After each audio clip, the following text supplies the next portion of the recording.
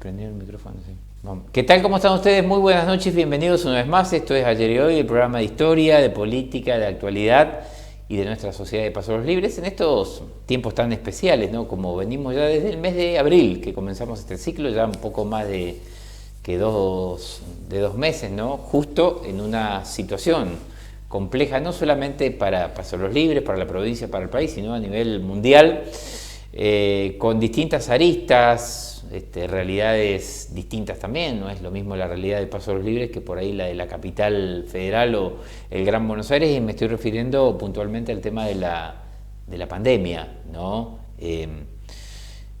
Ustedes saben bien también que el último día jueves, si mal no recuerdo, el presidente de la Nación, junto al gobernador de la provincia de Buenos Aires y al jefe de gobierno de la ciudad de Buenos Aires, decidieron por 3 semanas más, 21 días más, continuar justamente con el aislamiento, ¿no? Un aislamiento que va por fases y acordes a las realidades de cada localidad. Hoy se puede decir que en Pasos Libres hay una situación un poco más distendida, nadie baja la guardia, ni las autoridades, ni en la gente. Uno puede ver también en términos generales, porque por ahí ve algunos hechos de irresponsabilidad también más en el plano individual, ¿no?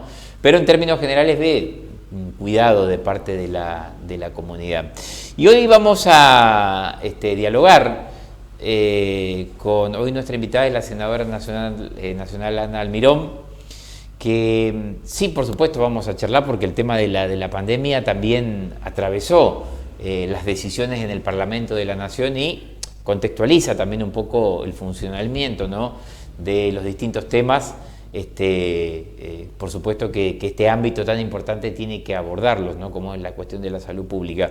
Pero vamos a charlar también acerca de otras cuestiones, ¿no?, de carácter institucional, políticas que hacen también al funcionamiento del país, de los partidos políticos, de los frentes electorales, porque más allá de todo esto, igual la vida institucional, la vida política continúa. Senadora nacional Ana Almirón, ¿cómo estás? Muy buenas noches, bienvenida. Buenas noches, Ignacio, para vos, para cada una de las personas que nos están viendo. Los ciudadanos digitales. Así es, esta nueva era y esta nueva situación que nos tocó vivir y adaptarnos a estos nuevos tiempos, ¿no es cierto? Sí, tiempos difíciles, ¿no, senadora? Creo que nos encuentra vulnerables a todos por igual. Es un tema tan transversal esta pandemia que ni siquiera los ciudadanos ni el gobierno sabíamos cómo atravesarlo. Está pasando a nivel mundial y me parece que día a día estamos aprendiendo cómo convivir con esta situación y tratando de llevar de la mejor manera posible, quedándonos en casa primeramente, porque creo que hoy la única vacuna que tenemos es quedarnos en nuestras casas, es cuidarnos de esa manera, protegiéndonos nosotros y protegiendo también al resto. Me parece que es eso. Sí. Vamos a comenzar, ya que, hicimos alusión ya desde el comienzo a esta cuestión. Después vamos a hablar de otras cuestiones que hacen al orden también del Congreso de la Nación, a la cuestión partidaria, porque la política sigue, si bien es cierto de que no es un año electoral, pero siempre, todos los años son especiales en materia política, ¿no? Y este año, vaya si no es especial, ¿no? A ver, hay una cuestión que me parece que a 81 días que hoy estamos del inicio de la pandemia preocupa, no solamente lo referente a la cuestión de la salud pública, sino el tema económico también, ¿no?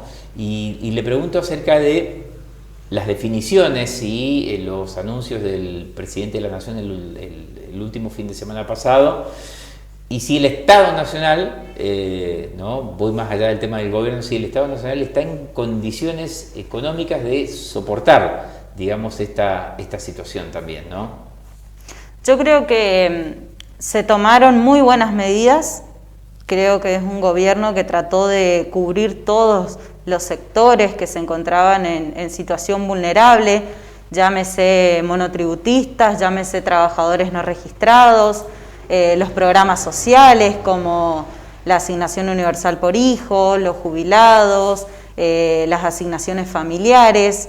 Fue una de las primeras medidas que otorgó el presidente darle una ampliación a las asignaciones, a las jubilaciones y a los salarios familiares, y luego aplicó esta política del ingreso familiar de emergencia, que yo siempre cuento lo que nos mencionaba el ministro de Trabajo a nosotros, a Moroni, donde nos manifestaba que el ingreso familiar de emergencia, que es para monotributistas de las categorías más bajas y que también se aplica para aquellos trabajadores que no están registrados, eran casi un universo desconocido para el Estado, sí, por la poca o nula relación que tenían con el Estado al no estar registrados, y lo que tenían que ver con los monotributistas en particular, salvo la inscripción de AFIP, era muy poca la relación que tenían o mantenían con el Estado.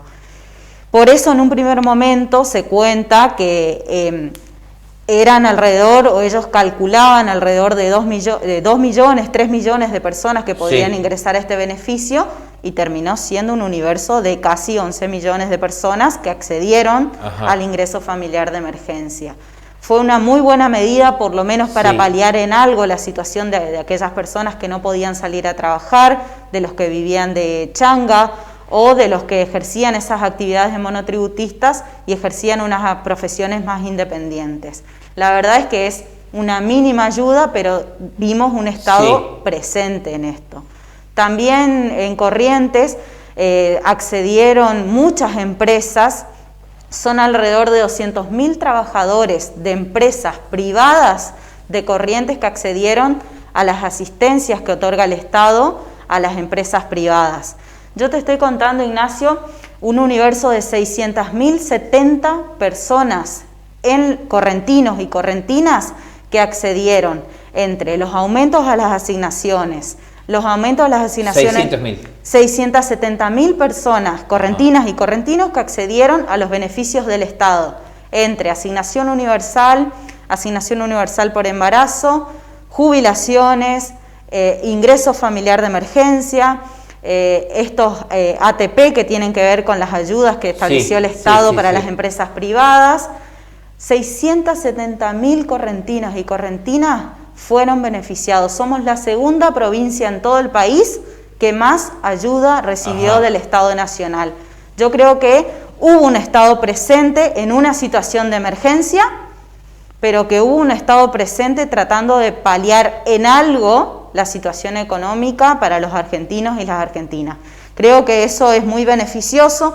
De a poco se van a ir liberando las actividades para que volvamos a la normalidad, y la situación económica, que si bien se profundizó con la crisis, creo que nosotros ya veníamos de varios años de una crisis económica. No, eso ni dudarlo, que veníamos de una situación bastante compleja, ¿no? Mi pregunta es, ¿ya se está pensando también en las medidas que se van a instrumentar en el plano socioeconómico? Estoy hablando ya de la pospandemia, porque en algún momento se va a tener que finalizar con esta situación. Yo te recuerdo, Ignacio... Uno entiende que se está preservando el tema de la salud pública, sin lugar a dudas también. Pero digo, ¿estamos en esa etapa donde desde el Estado se está pensando en la pospandemia? Yo creo que sí. No sé, yo hoy primero me parece, cuando Alberto uno lo ve mencionando en cada una de las conferencias economía, o esa famosa dicotomía entre economía y salud, yo creo que sin duda salud. No hay economía o salud. Nosotros priorizamos hoy la vida. Sí, basta, perdone, ¿no? Basta ver lo que pasa en los países que por ahí subestimaron estas situaciones hoy. Brasil. Se les muere la gente y se les cae la economía. Exactamente. O sea que una dicotomía que no existe.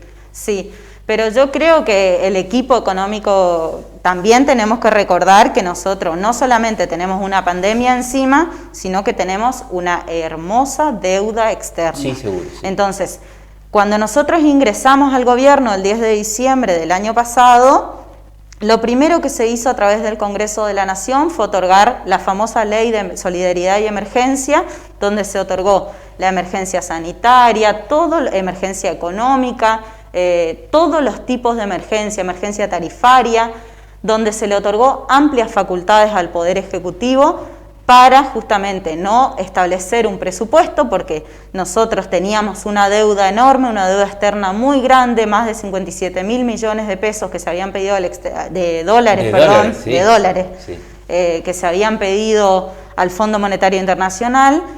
que todavía no lo podemos saldar. Estamos en plenas negociaciones con todos los bonistas, con el Fondo Monetario Internacional, todavía no iniciaron las negociaciones, se pospuso esa negociación.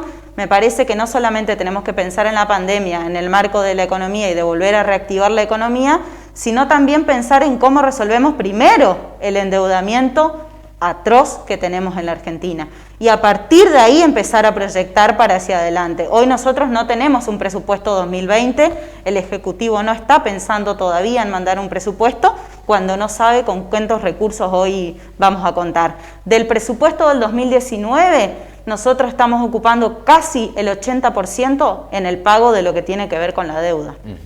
¿Cómo evalúa vamos más al plano del Congreso, ¿no? La semana pasada el tema fue la falta de quórum, ¿no? Que nos brindó en este caso, dejó sin quórum la oposición al oficialismo con el tema de la ley de alquileres. ¿Cómo evalúa esto usted? A mí me dio un poco de vergüenza formar parte de un Congreso, de un recinto y de senadores que no pudieron apreciar qué era lo necesario para las argentinas y para los argentinos en un momento tan sensible, donde nosotros lo que buscábamos era darle un tratamiento urgente a un tema importante y que tiene una discusión previa y que realmente había un consenso de todos los bloques para poder finalmente sancionar la ley de alquileres. Y no solamente la ley de alquileres, eran dos temas importantes como la de educación a distancia. Hablamos hoy del tema de la pandemia. Imagínense ustedes que muchos de los chicos están realizando las tareas por WhatsApp, por mail, video Zoom, o se le mandan las tareas a través de la computadora a los chicos, o en el caso de acá que también se hace a través de la radio.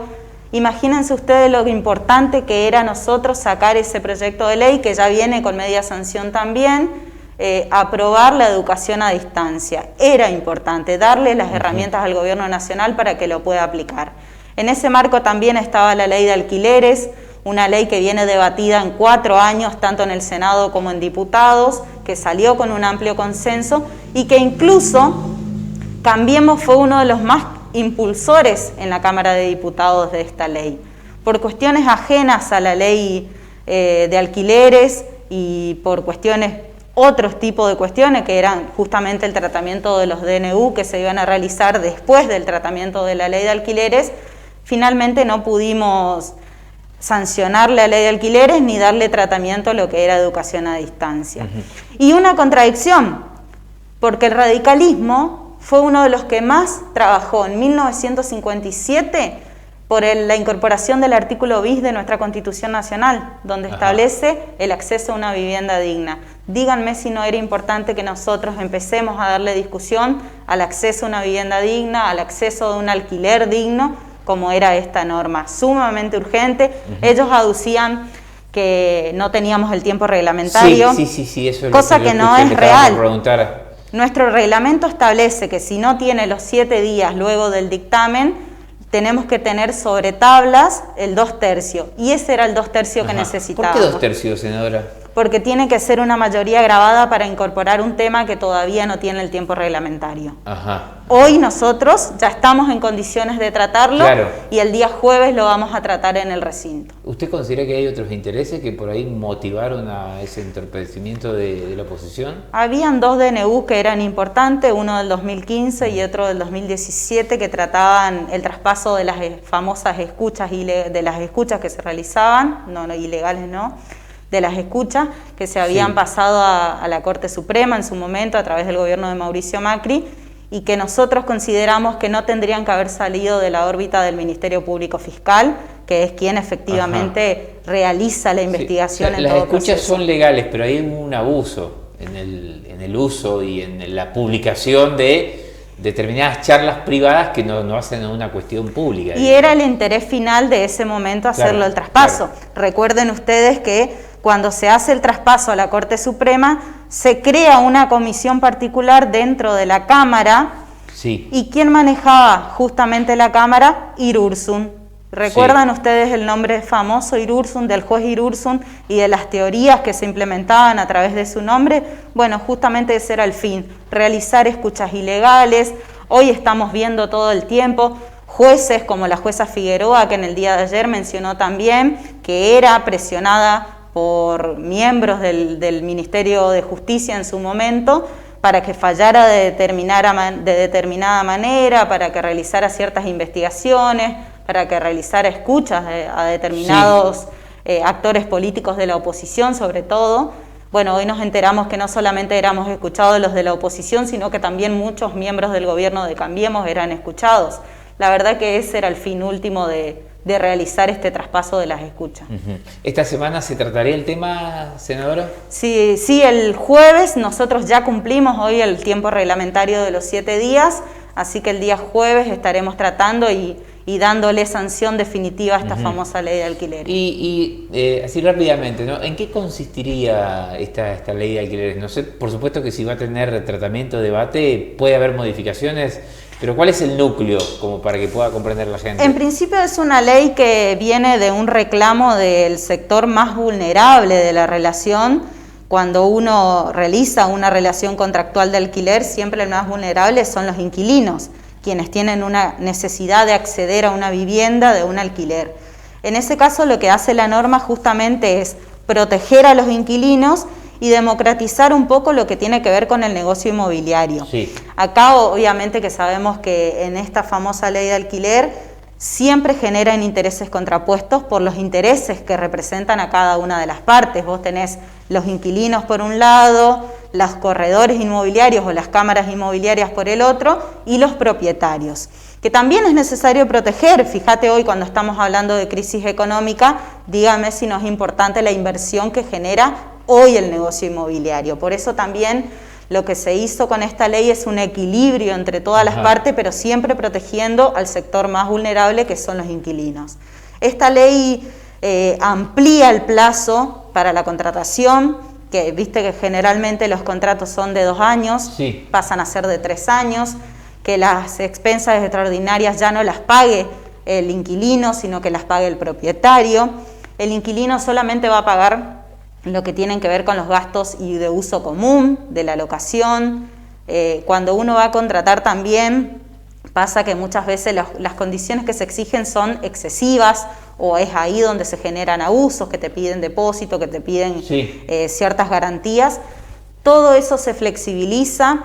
El depósito pasa a ser solamente 1 mes y quedan establecidos, porque en esta norma lo que nosotros estamos haciendo es actualizar el Código Civil, que hace más de 100 años no se actualiza en este título de alquileres. Y el propietario, ¿no? Al hacerse cargo de las expensas, ese costo que tienen, ¿no se lo recargaría al inquilino?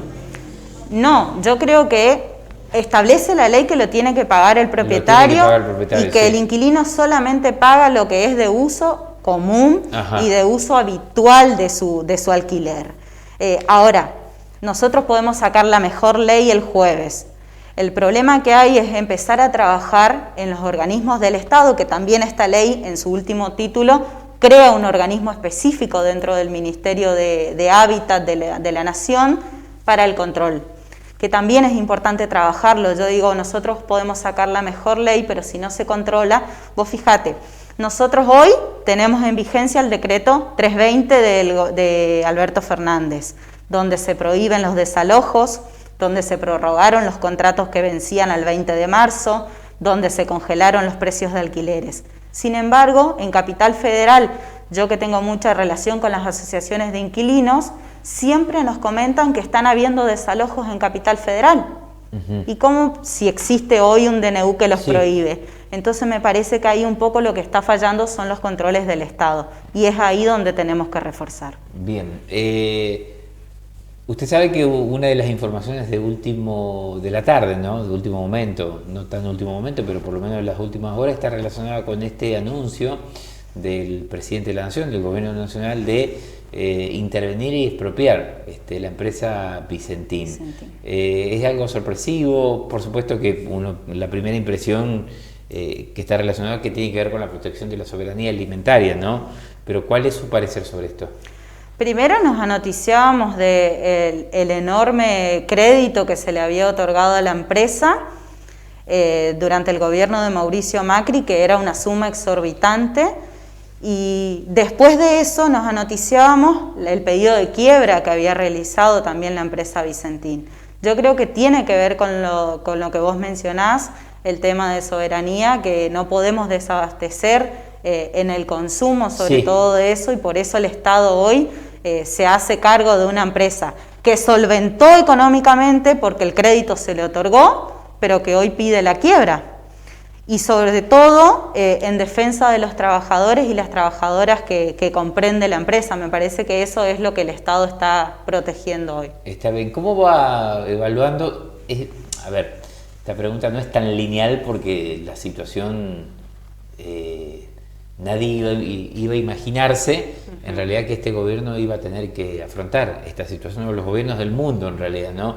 Pero ¿cómo evalúa la gestión del presidente de la Nación en estos 6 primeros meses, se puede decir? La Hasta verdad, perdimos ya la fecha, ¿no? Porque con todo pareciera muchísimo. Sí. La verdad es que muy buena. Sabíamos, de hecho lo mencionábamos nosotros en campaña y siempre decíamos, nos vamos a encontrar con una Argentina difícil. El 10 de diciembre no se solucionan todos los problemas económicos, pero creo que Alberto, con muy buen tino, está tomando las medidas necesarias, con mucha precaución, tratando de contener a todos los sectores, tratando de dialogar con todos, y siempre digo esto, logrando un equilibrio y un consenso necesario y propio para los tiempos que nos corren. Yo creo que Alberto se sienta a hablar, a contener a los sectores más vulnerables, pero también habla con los empresarios, trata de contener a los sindicatos. Me parece que genera mucho consenso, que es lo que necesitamos para esta etapa que nos toca vivir, ¿no es cierto? ¿Cómo va el trabajo en la Comisión de Legislación? ¿Usted se hizo cargo, digamos, sus pares la eligieron al cargo de esta comisión? Sí, la verdad es que es una comisión muy importante en el Senado y bueno, iniciamos recién tuvimos una primera comisión antes de la pandemia y luego ya me tocó el trabajo dentro y en el marco de la pandemia. Nosotros pudimos primero sacar lo que era la famosa ley de Cruz Roja, que también era una demanda de años de la Cruz Roja, ser reconocida jurídicamente como una sociedad civil del Estado y conexa a las actividades que realiza el Estado, sobre todo en tarea humanitaria.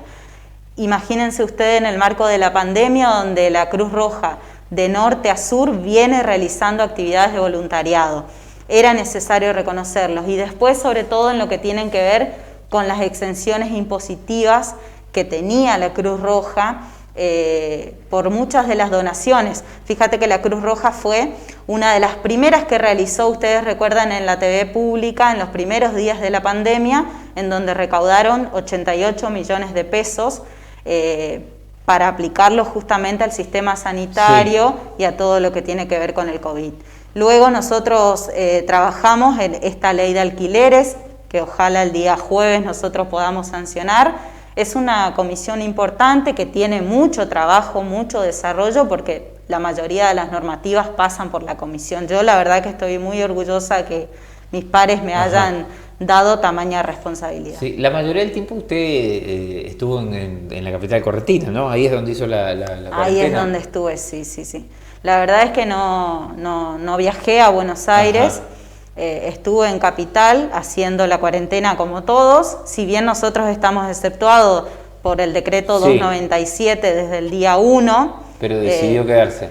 Creo que nos tenemos que cuidar, me parece que si uno puede salir y cuidar al otro y no salir y quedarse en sus casas y proteger a su familia y proteger a los demás, sobre todo muchas veces nosotros creemos porque somos jóvenes podemos salir y no nos va a pasar nada, pero seguramente que nosotros vamos a estar contagiando a otro o a una persona que tenga afección respiratoria o que sean mayores de edad y me parece que eso no está bueno, que hay que cuidarse. Y uno de los temas que fue interrogante también era como una incógnita, ¿qué va a pasar con la adaptación del Senado o del Congreso de la Nación? Porque también en la faz de la Cámara de Diputados también es de manera virtual o semi-virtual, porque yo veo que hay presencia de legisladores en sus bancas, que deben ser los de la capital, me imagino los de la capital federal, ¿no? ¿Cómo se adaptó el Senado a esto?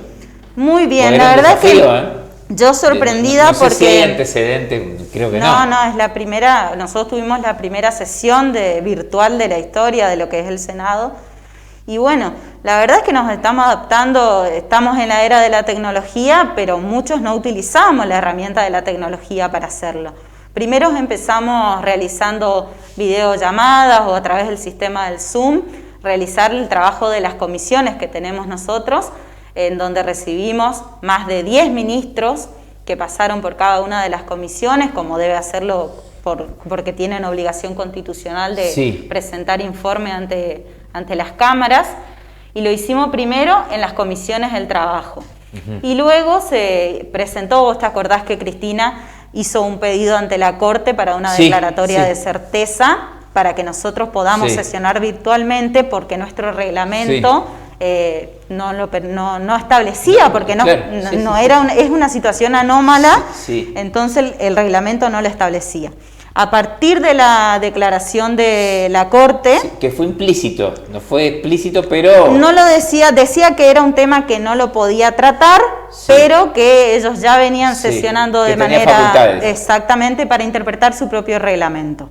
Y a partir de ahí, la presidencia del Senado dicta un decreto presidencial del Senado, en donde establece las sesiones virtuales, cómo íbamos a actuar. Ese reglamento solamente va a regir por 60 días, con posibilidad de prórroga, que vamos a ir viendo de acuerdo a lo que establece el sistema epidemiológico del Gobierno Nacional, si lo ampliamos o lo dejamos ahí.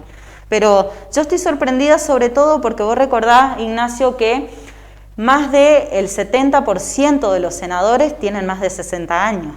Entonces son edades... ¿Más del 70%? Sí, son muchos. Entonces, adaptarse a la tecnología como se adaptaron y que nosotros estamos desarrollando de manera normal cada una de las comisiones, la verdad es que se dio de manera normal, bien, lo estamos haciendo. ¿A usted le cuesta también? Y sí, al comienzo... Desde lo tecnológico me refiero. Adaptarnos primero al sistema de tener conversaciones. Primero nosotros conversamos con los senadores, como nosotros en las primeras reuniones de comisiones, los debates eran muy cortitos, imponíamos el tema y nosotros ya emitíamos dictamen. Y hoy se empiezan a dar y tratamos de reproducir hasta las mismas discusiones que se daban en el marco de la comisión. Puede ser que ustedes en la capital correntina con el senador su par, ¿no? Camado Espínola, trabajen en bloque, vos se lo ves junto, por lo menos en la foto cuando hay sesiones. ¿Cómo es esta cuestión? A nosotros, nuestro reglamento, a diferencia de la Cámara de Diputados de la Nación, el Senado exige que los legisladores tienen que sesionar desde un organismo oficial por la conectividad, porque el reglamento también exige que no podemos tener más de 6 horas de sesión para evitar cualquier tipo de hackeo y para que la sesión se pueda desarrollar de manera normal.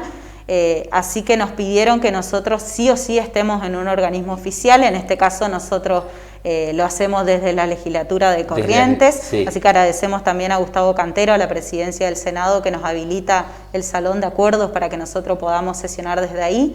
Y la verdad es que con Camau también, él lo hace desde ahí, desde la legislatura, no así que decidió sesionar desde otro lugar el senador Braida Pocar, que también comunica al Senado que él lo va a hacer desde otro lugar.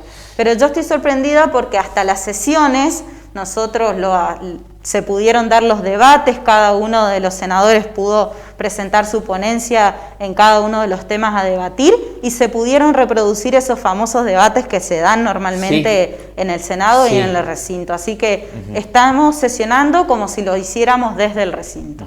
¿Cómo ve la relación de Gustavo Valdés con el gobierno nacional, con el presidente de la Nación? Uno lo puede escuchar hoy, inclusive en los anuncios que hizo el gobernador. En tres oportunidades mencionó que él iba a consultar y que iba a trabajar de manera conjunta con Nación. Es como que políticamente, más allá de la relación institucional, no saca los pies del plato y está convencido de eso. ¿Cómo analiza eso usted? Yo creo que en el marco de la pandemia no existen banderías políticas. Me parece que no somos radicales peronistas. El virus no reconoce esa bandería hoy. Y tampoco podemos ser tan egoístas de trabajar, yo soy esto y no puedo aportar a esto. Y me parece que el gobierno nacional fue el primero que lo entendió. uno lo escucha, Alberto, cuando dice yo tengo 24 gobernadores para trabajar en conjunto, cuando hoy Alberto da una conferencia junto al jefe de gobierno, Horacio Rodríguez Larreta, cuando así también se hace a través del gobierno provincial, que tienen videoconferencia. Nosotros también en un primer momento el gobernador nos convocó a ese diálogo, esperamos nosotros que nos convoque más, porque inclusive creo que tenemos mucho para aportar en eso. La visión de los intendentes, de nuestros intendentes peronistas, es importante también. Yo creo que en eso, por ahí sí, y siempre lo digo en todos los medios, que nos gustaría que el gobierno también, así como a nivel nacional, se convoca una mesa de diálogo, de debate y de aporte a la solución de esta pandemia o a morigerar las cuestiones que pasan día a día en la pandemia. A nosotros también a nivel provincial nos gustaría aportar al gobierno provincial. Pero la pregunta es que siempre la política de alguna manera es como que mete la cola. A ver, por ejemplo, no es lo mismo desde lo discursivo y del alineamiento, ¿no?, que tiene Valdés que Morales, por ejemplo, de Jujuy. Es como que por ahí Morales tiene más juego propio, me parece, y a veces como que se corta más con las relaciones. Es más, me acuerdo que la primer provincia, prepandemia, que había determinado el tema del cese de clases fue la provincia de Jujuy. Y siempre hubo como una diferenciación con el gobierno nacional, cosa que no se ve en Valdés. Y será una definición del gobernador Valdés también eso, me parece. A mí me parece importante que puedan trabajar y coordinar hoy, lo mismo que exijo también para nuestros intendentes, la coordinación hoy con nuestros intendentes es sumamente importante, porque la primera cara visible al pueblo son los intendentes. Y ni hablar nosotros, el primer reclamo es al intendente. Ni hablar nosotros que estamos en una zona fronteriza, es importante cómo ve y cuáles son las decisiones políticas que tomen nuestros intendentes. Me parece que tienen que ser una vía de consulta constante con nuestros intendentes. No, estamos alejados de lo que puede ser el escenario, no sé, de Estados Unidos o Brasil, donde nación o el Estado federal va por un lado, los estados,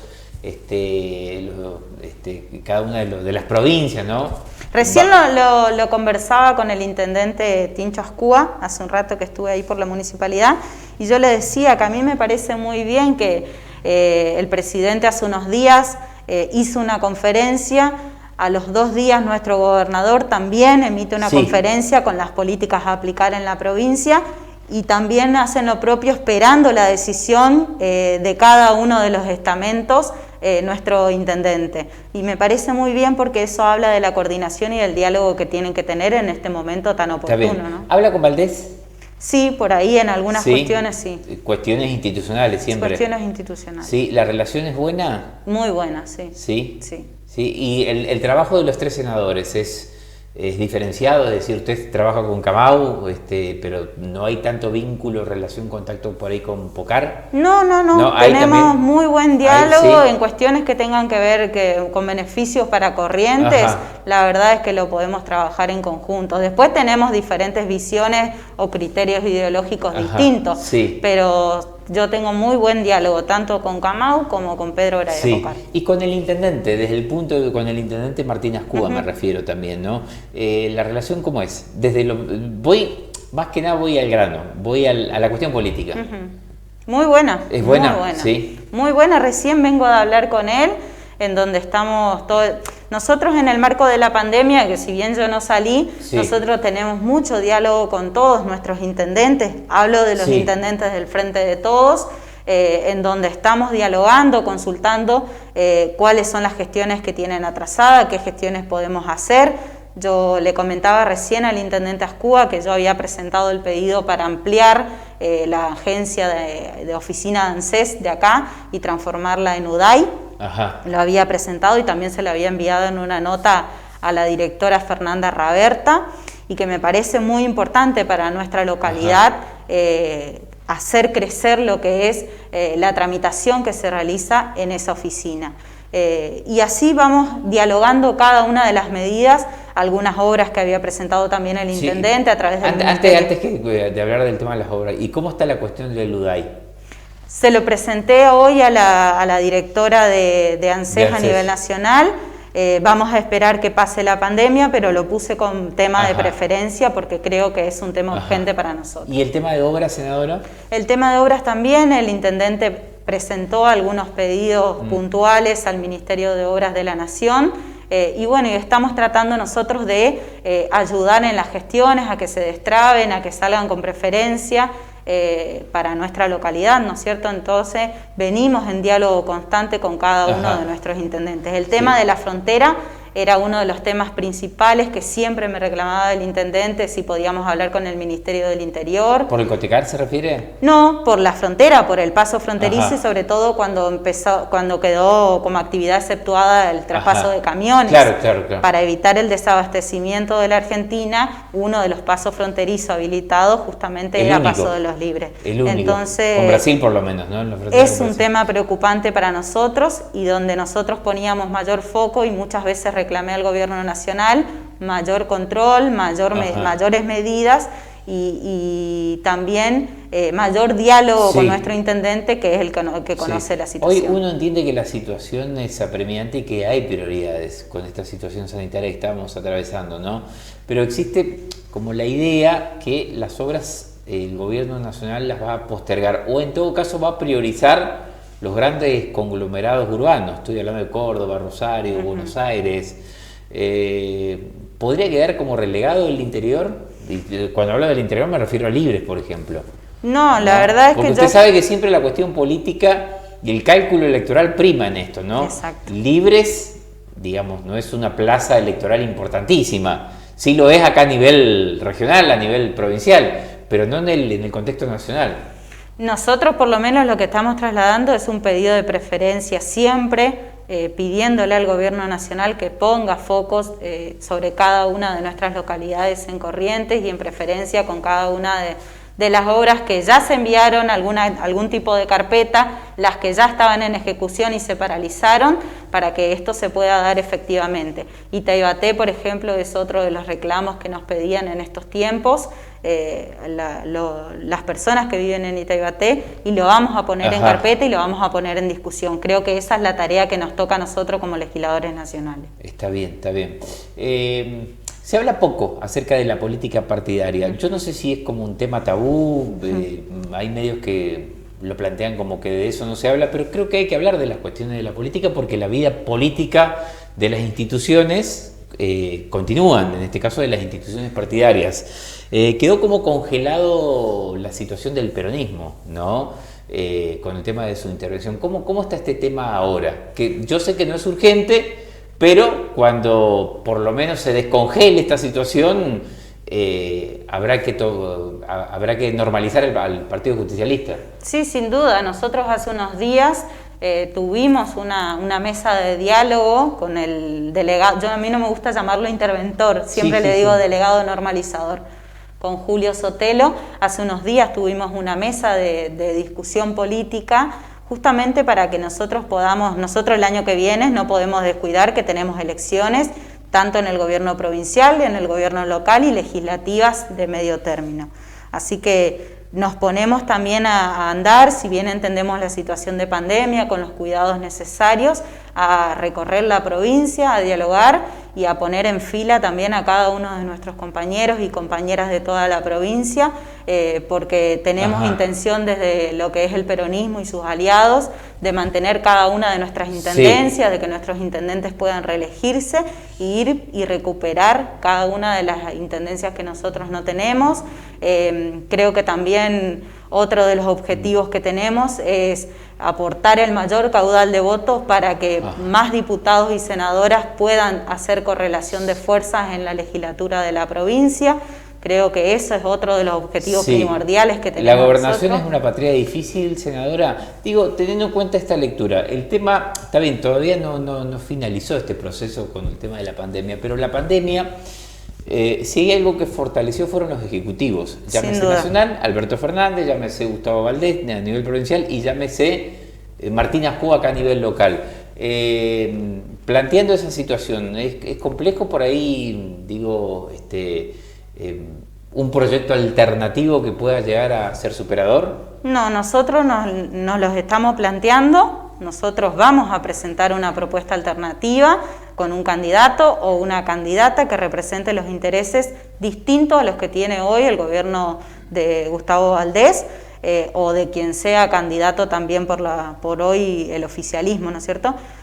Vamos a presentar, pero creo que también, antes que los nombres propios de quién va a ser el candidato o la candidata a gobernador, vamos a discutir qué proyecto de provincia también queremos nosotros. Me parece que esa es la discusión que nos estamos dando primeramente, para luego poder presentar una alternativa posible a la gobernación. Sin duda que nosotros queremos una alternativa, queremos ser gobierno en la provincia y vamos a hacer todas las tareas necesarias. Por eso digo, primero vamos a ir de abajo hacia arriba. Uno siempre está se entiende, acostumbrado a que primero aparezca el candidato o la candidata y después vemos el resto. Bueno, esta vez la discusión va a ser distinta. Bueno, brevemente, ya para ir concluyendo, ¿cómo fue su agenda aquí en Pasos Libres? La verdad es que es en el marco de esta situación excepcional. Estuvimos por la radio LT12, justo en el Día del Periodista, así que los felicito también a ustedes. Gracias, yo recibí ayer su salutación, gracias. Sí. Tarea loable, y digo que también ustedes son actividad esencial porque no pararon en toda la pandemia. No, yo trabajo más.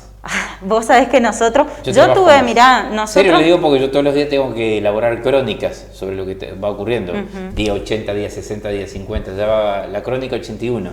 Nosotros tuvimos muchos reclamos. Mirá, nosotros se contactaron personas que estaban en el exterior de Andorra, de cada uno de los países más raros que uno crea, para ayudar a la repatriación, y trabajamos muchísimo con Cancillería a partir de eso. Después estuvimos con la jefa de Migraciones también. Yo tengo mucha preocupación y digo siempre, si bien tenemos un saldo positivo de casi 80 días llevamos de pandemia, 81, creo que tenemos un saldo positivo porque hoy Paso de los Libres tiene 0 casos. Algo se hizo bien. Corrientes. Es lo que yo digo, si uno mide algo se hizo bien. Saldo positivo podemos decir que tenemos. Corrientes también, si bien tenemos un número interesante de personas contagiadas, hoy creo que ya tenemos muchos menos que tienen todavía activo el COVID, pero creo que hicimos, y me incluyo porque creo que todos los correntinos y las correntinas hicimos las tareas necesarias para que hoy tengamos la menor cantidad de casos posibles, pero creo que no tenemos que relajarnos. Nosotros no solamente somos una provincia fronteriza, sino que también convivimos y somos limítrofe al Chaco, que es una de las provincias que también está teniendo muchos casos. Entonces me parece que no hay que relajarse en eso, y una de las preocupaciones era puntualmente el paso fronterizo. Por eso hoy también me reuní con Mariela Altamirano, con la jefa de Migraciones, para ver cuál era la actividad que realizaban y poder trasladar también al gobierno nacional cada una de las inquietudes que tenemos sobre esto, el paso fronterizo, el corredor vial que están haciendo con los camiones, me parece interesante, el control que están haciendo a partir de eso también, porque si vas a hacer una actividad exceptuada es lógico que por lo menos tengamos la coordinación entre el gobierno local y los organismos nacionales para que esa actividad se desarrolle, pero siempre preservando la salud. Senadora nacional Ana Almirón, gracias, le agradezco enormemente la amabilidad por venir. No, gracias a ustedes, era un compromiso que ya tenía con vos, Ignacio, de venir, de estar un lunes acá para realizar esta nota, así que era una deuda pendiente. Bueno, gracias, senadora. Gracias a ustedes y a toda la audiencia. Gracias. Nos volvemos a reencontrar la próxima semana. Que tengan buena semana.